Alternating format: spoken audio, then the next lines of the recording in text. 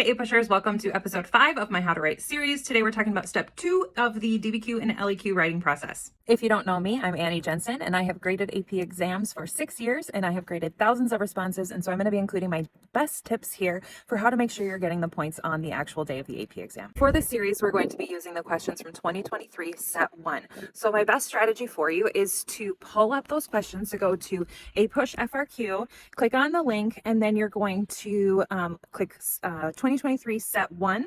So when I introduce the question, then go do the question and then come back and hear how I would go about it and compare what you did.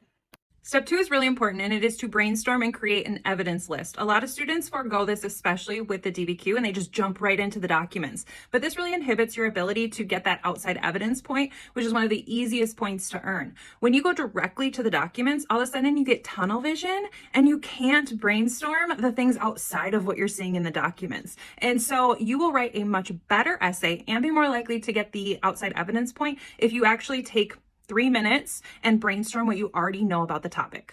So when we're looking at the DBQ from 2023 set 1, we've already identified that we're looking at the time period of 1800 to 1855.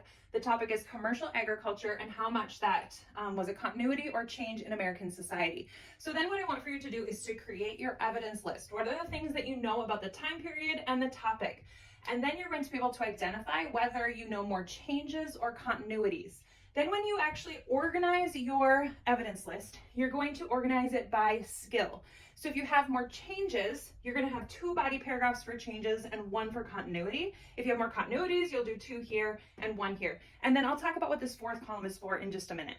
When you're brainstorming, don't censor yourself. Just literally write down anything you think of related to the time period and the topic. And then you're going to be able to think about what could my body paragraphs be about. And so you'll create those topics in your chart, and then you're going to connect the evidence that you brainstormed into each of those body paragraphs. Now, while you're doing this, you may also think about an additional piece of evidence that you didn't originally write, but that would be a great addition to what you were originally thinking.